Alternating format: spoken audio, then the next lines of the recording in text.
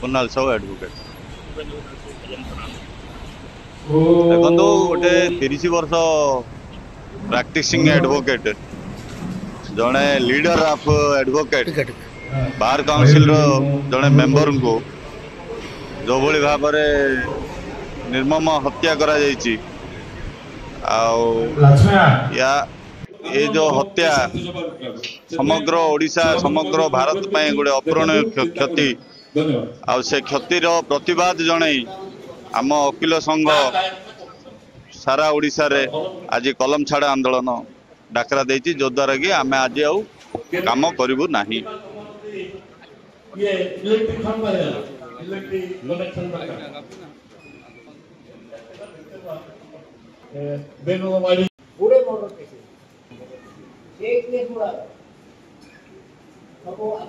गोटे मेडिकल चाहता गोटे गवाही चाहता कि आपण रोग चाहता औला लोक आसिक जण आसिक मारे पाखु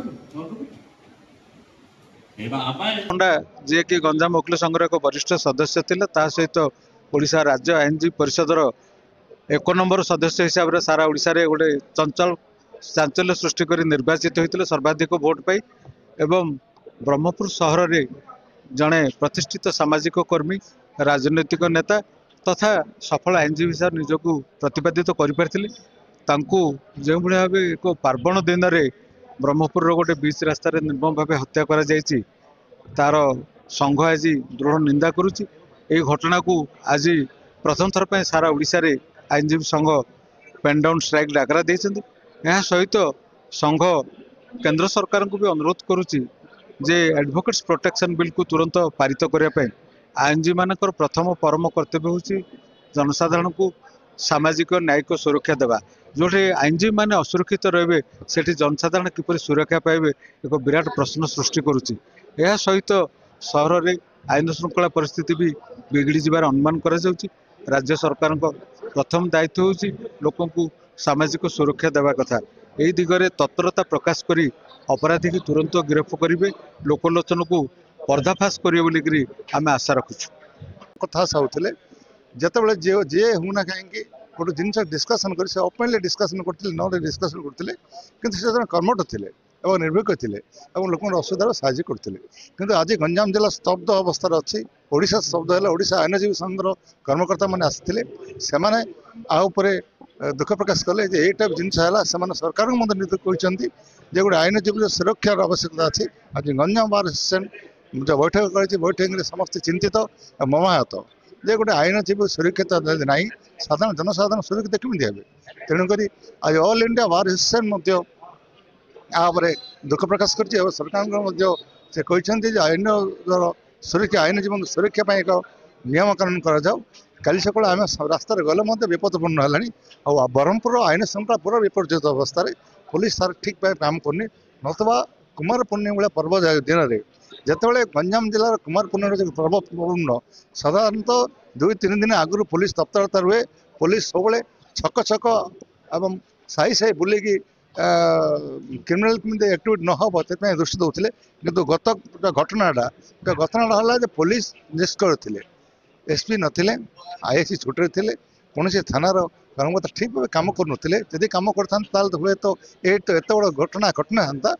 तेणुक जी ए अंतर्भुक्त अच्छा जी होना कहीं जिते बड़े लोक होना कहीं जदि अंतर्भुक्त अच्छा प्रति दृढ़ कार्यानुष्ठान आवश्यकता अच्छी। जहाँ गंजाम वकील संघ आज समस्ते चिंता करती तीक्ष्ण दृष्टि आवश्यकता अच्छी और जो मैंने दोषी विरुद्ध दृढ़ कार्यानुष्ठान आवश्यकता अच्छी। से केस अतिचंचल गोटे कोर्ट बस कोर्ट निर्णायक भूमिका न समस्त आशा अच्छी। सरकार दाबी अच्छी आईनजीवी सुरक्षा इमिडिएटली बंदोबस्त करूँ सपरिवार को आर्थिक सहयोग करूँ और भविष्य में कौन से आईनजीवी यही टाइप न हुए तेणु चिंतार विषय बर्तमान आसणु आज बैठक में समस्त नेतृत्व गंजाम बार समस्ते वकीलजीवी दुख प्रकाश कर ममाहत अवस्था अच्छा। प्रदीप बेहरा पूर्वतन संपादक गंजाम वकील संघ।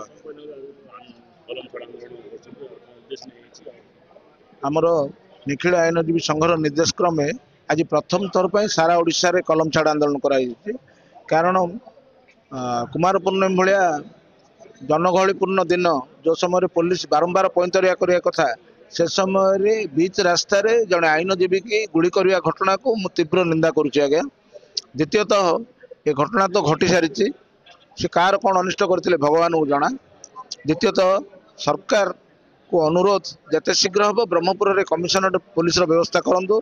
अदरवाइज लोकंर जीवन ये असुरक्षित लोक भयर कालातिपात कर जड़े वकिल को जदि लोकों लड़ुवा जी म्युनिसिपालिटी की उल्लंघन कला एवं अन्य जितेबले असमय असहयोग आसी बाहर यदि लोक पब्लिक पार्टी खोल जदि गुड़ीर शिकार हम ताले सर्वसाधारण आ लड़ किए। एणु सरकार को अनुरोध आमर बार काउंसिल इंडिया निर्देश क्रमे जो अनुरोध कर बार काउंसिल इंडिया सरकार को 72 घंटा मध्य मुदाला को गिरफ्त करवा निहाती जरूरी।